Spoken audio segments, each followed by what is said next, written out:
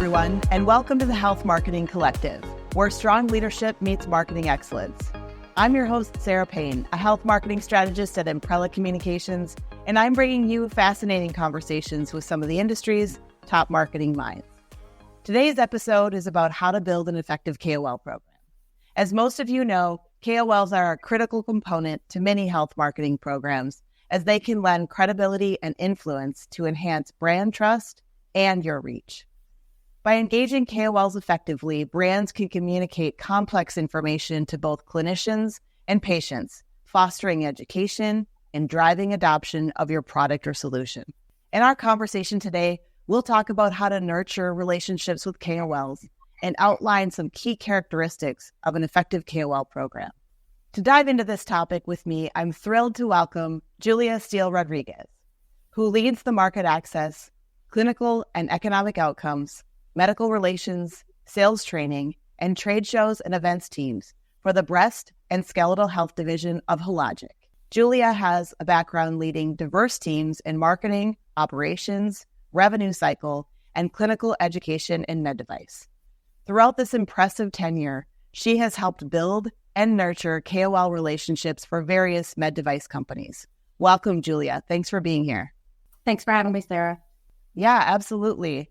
I think this is a really important conversation for marketing leaders. KOLs obviously are, as I mentioned in the intro, a critical component of marketing programs.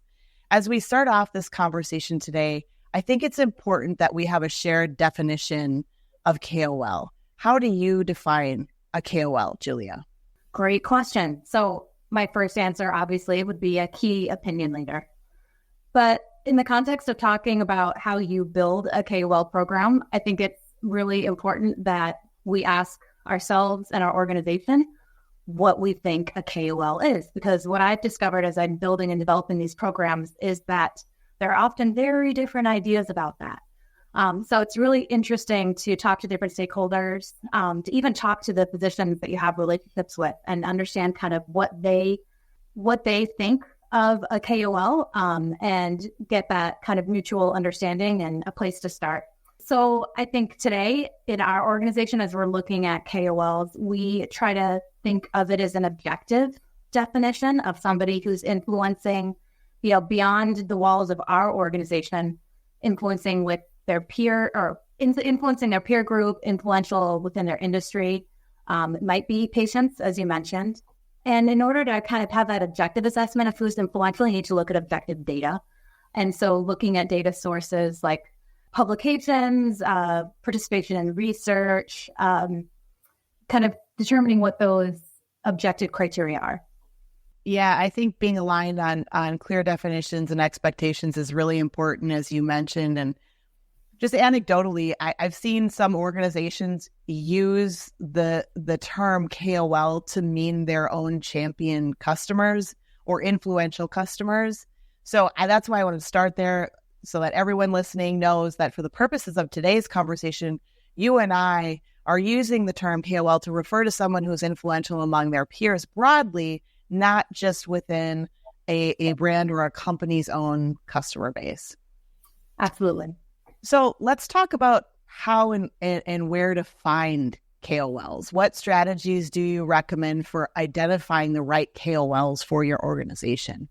So I think once you've figured out what you're hoping to accomplish with your KOL program, so if that's like rebuilding reputation in the market to get ready for launching a new product, you might be looking for a specific specialty, people with a specific type of expertise. So it'd be easy to identify who are the people doing research in this area? Who are the people speaking at major conferences about this topic?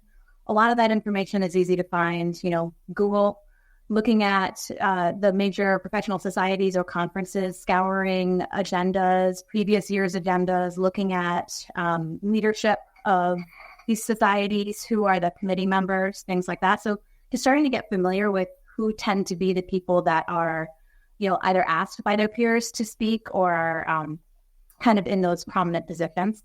So I would start there to kind of get a sense of who you're targeting. From there, spending some time where they are, you can kind of be in the wild with these people that you're looking for. So again, going back to attending conferences. One of the things that really resonated with me that I remember you included in your outline was to not just look at like their CV or their resume of expertise, but to also look at the subjective measures. I found that to be a really important point. Yeah, so the objective data is really important when you're determining the kinds of people that you want to engage with. So again, figuring out the specialty, what kind of experience you need them to have had. If you're looking specifically for people who have experience with research or publishing, who are well networked within the publishing community, those would be different places that you would look. But ultimately, how you are going to engage with these people can impact your selection criteria too. So for example, if you are looking for specific expertise in order to get product feedback and you want to engage with these people with R&D, you might not be looking for somebody who's a great speaker. If you're looking for people who are going to be at the podium, who you want to engage with in sponsored medical education, you want to see them present. If you're looking for somebody who's going to come and help you train your sales force, or who is going to come and rally your troops or do some internal work, you're looking for somebody who's a little bit more motivational and friendly there. So I think it's, what is the work that you're hoping to do with them, and then finding environments for you to be able to assess their ability to do what you would be hoping to engage with them on. And then finally, you want to look for that, that fit and that personality that's going to make them easy to work with. So ultimately, if you're probably looking for, and I would encourage you to be looking to develop long-term relationships with these people.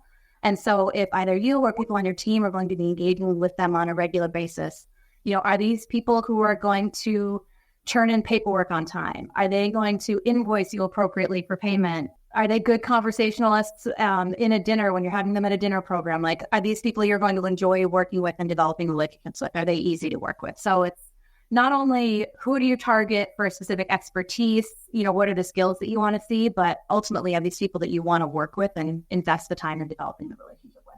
Yeah, I think that's excellent advice. I think it's so important to be looking at the subjective elements as well, not just their resume, their CV. Things like personality and fit for your organization is just so incredibly important, because when those things aren't a good match, it can create a lot of hurdles to getting good work done together. But also those things are going to be harder to sniff out initially because you're not necessarily going to see it on paper, right? And I love your point about sort of getting out there. And if you want, someone to have that charisma behind a podium, then go, watch them speak somewhere. I'm just curious, do you have any good vetting strategies to help identify some of those right fits when it comes to more of the subjective aspects of it? Yeah, I'd say, two approaches are doing a little bit of research and poking around with people they engage with would be the first one. So, start with where you are and the people that you know, or the people that you have initially started building relationships with, and ask them not only who are the people that they see as experts in that field, understanding what you're hoping to accomplish or who you're looking for, but ask them, what they think. Is this somebody that is easy to work with? What is their reputation? Are they considered a good player in this space? So I think asking around, and, it's kind of like dating. Like, you want to check people out before you commit to them. And on that commitment piece, you don't have to jump all in. You don't have to get married right away. Like, can you start with some small engagements with low commitment? There will be missteps. There will be some people who seem great up front, or they might seem great for a particular purpose. So then as you see them, you might identify other opportunities. So I would suggest, starting small, let both sides kind of suss each other out too. Like, do they really want to work with you? And kind of take small steps. The point you made earlier was about, this start small, but ultimately you want to look at, once you've identified these people are the right fit, you do want to think about this in terms of it being a long-term relationship, right? Because as an organization, you put a lot of time and effort into nurturing and cultivating these relationships. So as you think about that, how can companies foster that long-term relationship with their KOLs, making sure that it's mutually beneficial to them, beneficial to you? And how do you make sure that you're getting out of it what you need to get out of it for the company? The mutually beneficial part is probably the most important thing here. Again, it goes back to being really clear on, what are you looking to accomplish? And if you're really clear about what you're looking to accomplish when you're going out there and interviewing or dating, you can, ask the right questions. You can assess needs and interests. The KOLs are getting as much out of this, possibly not, even more than you are. And I think I've learned that we tend to underestimate and undervalue what they're getting from the relationship. Now, of course, we're often paying them appropriately for their time and years of expertise and influence and, they're all of these skills that they've taken, years and decades to develop. And so that is one exchange of value. But they also recognize that, we're kind of in a new world where we have to partner industry and KOLs together. This is how most research is happening. They see the value and are interested in playing a part in influencing where organizations are going, how we're developing markets, how innovation is happening. So I think I've been really surprised with the curiosity of a lot of the KOLs. I assume that their interest was in, research and in publishing and in, those other more traditional benefits that we think of KOLs getting from engaging with industry. But where I'm having the most fun is learning they want a peek behind the curtain. They want to understand how organizations function, how we think about the market, how we decide when and where we take products to market. I think it helps, not for everybody, but I think there's a good number of people that just have that curiosity. So I found that to be very interesting to uncover when there is that, value in the relationship. And so some of our best relationships over the long term have been with people who have helped us progress and build the market and, develop products over time. So I think if you can find somebody who has that interest, those are the people you're more than likely to maintain long-term relationships with. One of the big watch outs I would say I've seen, and the reason why we say build a KOL program, we're probably not really building a KOL program from scratch. We're probably rebuilding. I think in most organizations, there are always physicians involved in that device. Sure. Yeah. Relationships. Who is maintaining them over time is the question. And if you're building a new program, the answer to that is probably nobody, or somehow the ball got dropped, right? So that's where, I challenge our teams to think about building the relationship, not between, it's not Julia and the KOL, or it's not the individual who's the primary contact and that person. It's how do we build a relationship with the company and the KOL? So in order to do that, I think that's another reason to give them a little bit more access into what your long-term goals and strategy are, and try to find those ways or find out what it is about your strategy that they're interested in, but also developing relationships at different levels, right? A lot of people or a lot of KOLs I find are very interested in spending time with our executives. They want to understand how they're seeing things at a macro level. So that's one level of relationship. They may want to engage, obviously, functionally with, with engineering, with R&D, with other areas like that. But I think it's really important to think just beyond the owner of the relationship and where can you build with the companies. So many great points there. I think you're absolutely right that we give them more value than we're giving ourselves credit for. I've seen this to be true just in my world of marketing and PR and thought leadership. I've seen this to be true, but even the world you're talking about is even much broader than that, right? R&D and research. I mean, you're talking about peek behind the curtain, relationship with executives within the organization, talking about sort of how they see the future together and sharing those dialogues. So I think that is really wise advice for those people listening in, to really give ourselves credit for that, right? And really think about that as we're thinking about these relationships. Because this is a marketing podcast, I want to really kind of hone in on marketing with this next question. Can you give some examples of how effective KOL partnerships have influenced healthcare marketing strategies? Yeah, I would say, at Hologic, this is our big success story in mammography, has been bringing 3D mammography to women as standard of care in the US.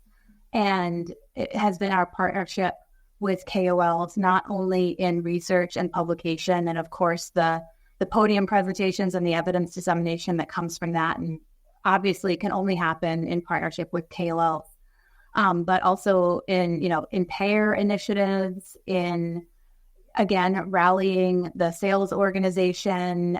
It couldn't have happened without our very intentional partnerships with selected people to help us bring forward this new technology. So that would be like the most prominent example that I can give of, recently.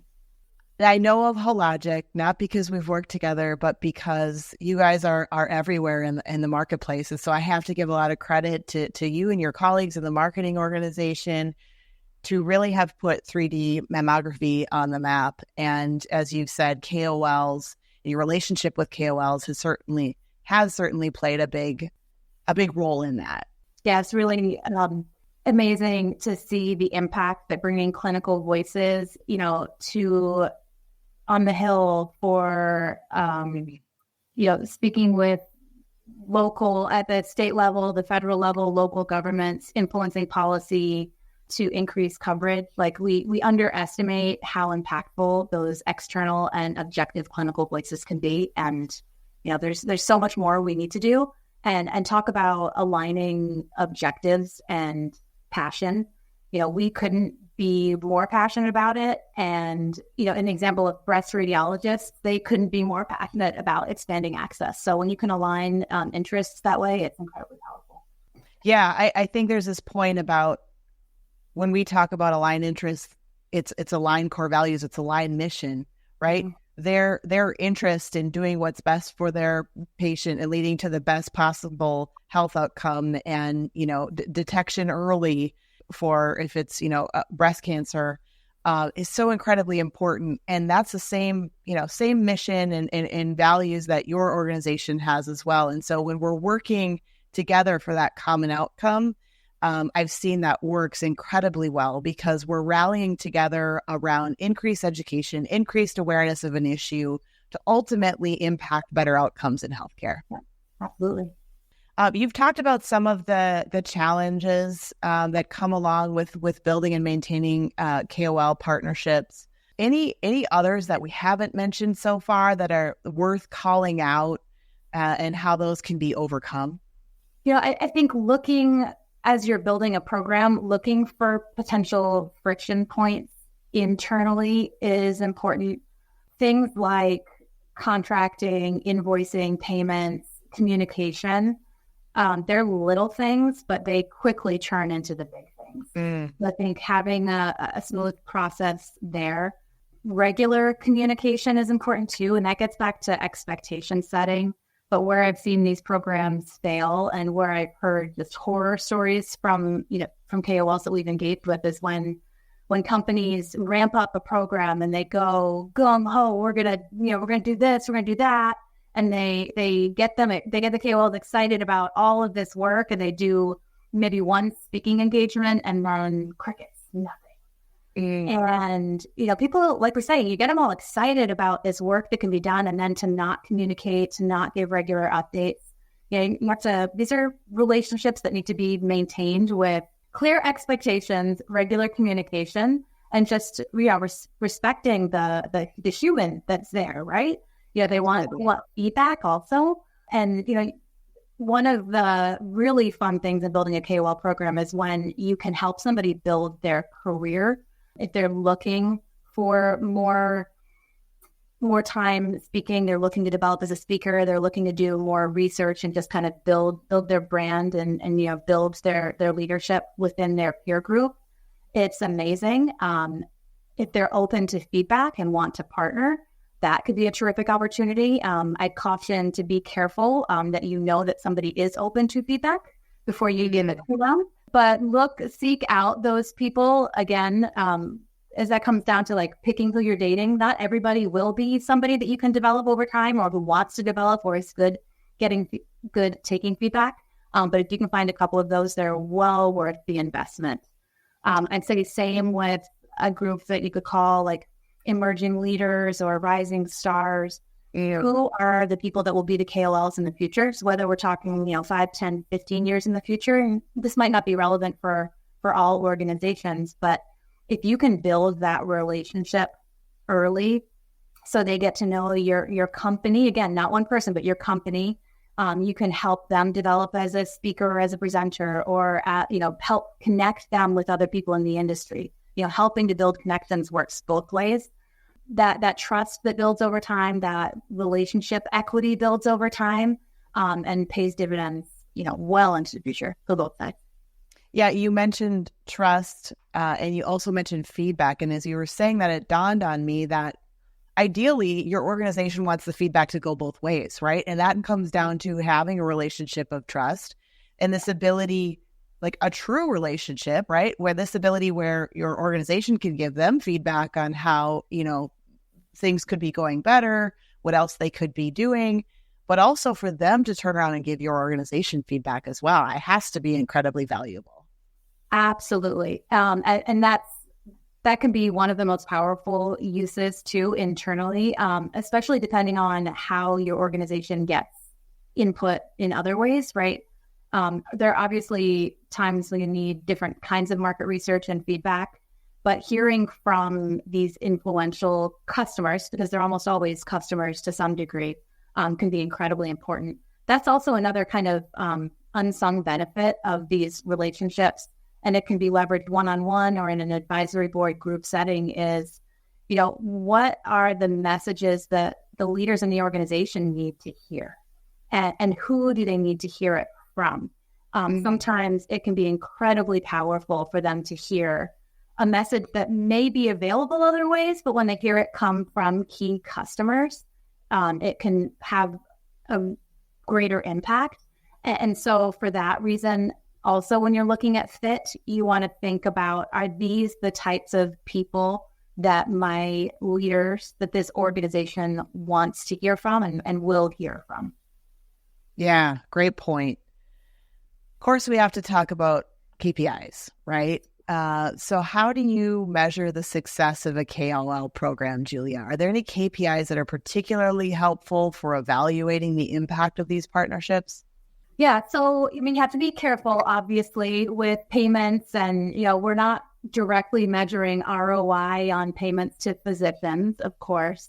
But when we look at the goes back to, again, what were we hoping to accomplish in the first place, right? I think there are easy measures of success with a KOL program. Initially, I think it's more anecdotal, where you start to see and hear from internal customers and external customers, whether it's change in sentiment. You can measure, share of voice, whether you're hearing more about your product. Those are a little bit more objective. I would say the subjective measures are the ones that are a little bit more complicated, but easier to come by. Absolutely. Any final advice that you would give health marketing leaders looking to establish their KOL programs? And you said it earlier, maybe it's not established, but reestablish or rebuild their KOL programs. Yeah, I think I've been through it, and I've spoken with a lot of colleagues. There are, it's very tempting to want to go big, and to look at, what is the database that I need to manage these relationships, or what is the software that I need that's going to give me the most up-to-date publication information and, give me visibility into how we're engaging with these people. I think, like most things, it doesn't need to be that complicated to start. And I think it needs to be iterative, especially if you're starting something that the organization hasn't done in a while. So I would caution starting small, be intentional. You can start with a small group and build from there. If you're picking a critical number of people to engage with who share the same desires, vision, value as you, and are willing to help you build a network too, that can be incredibly valuable. And so that time spent picking the first 2 people that you engage with will help you quickly expand and develop a program, rather than getting caught up on, we need the top 500 influencers in this field, and we won't stop until we have relationships with all of them. Not really necessary. Yeah, no, I love that point. I think that's really important. Well, I'd like to switch gears here, Julia, for a special segment we call the Collective Quickfire. It's a fun way to end the episode here. I've got 4 questions for you. Are you ready for the Quickfire? Sure. What's the best piece of advice you've ever received? Don't run away from something, run to something. Ooh, that's a good one. How do you stay ahead of market changes and trends in the industry? Oh, I can tie this one back to the subject. It's being curious and developing relationships with people who have different perspectives. And that's the most fulfilling part of engaging with KOLs and the work that this is part of the work that I get to do is, learning, being curious, and just, what are you hearing? What's coming? What's next? What should we be looking at? Love that. What skills are important to you in your own professional development? What are some of the things that you're focused on? I think it goes back to, again, just developing and maintaining curiosity, having some focus and discipline to set aside time each day or each week to be able to do that. And like I said, it could be building relationships and, the conversations that come from those relationships. But there's so much busyness. And if we don't take the time to be curious and to learn, that's a shame. So true. Last question. What's the best podcast episode or book on leadership that you've read or heard recently? I am a huge Adam Grant fan. So I would just say in general, on average, I get a lot from every single episode of his. And it's not all healthcare all the time, but I love that about it. It's just good human advice. Same, yeah. So applicable to so many things in life, whether it's our career or parenting, right? There's a lot of great stuff that comes from Adam. Well, Julia, this has been really fun. Thanks for doing this with me today. How can listeners get in touch with you? Well, these days, the only social media that I'm using is LinkedIn and Strava. So either of those will work. Love to see you on LinkedIn. Wonderful. Well, so many great insights from this conversation today. If you're feeling inspired, do us a favor and subscribe wherever you get your podcasts. Thanks for being part of the Health Marketing Collective, where strong leadership meets marketing excellence, because the future of healthcare depends on it. See you next time.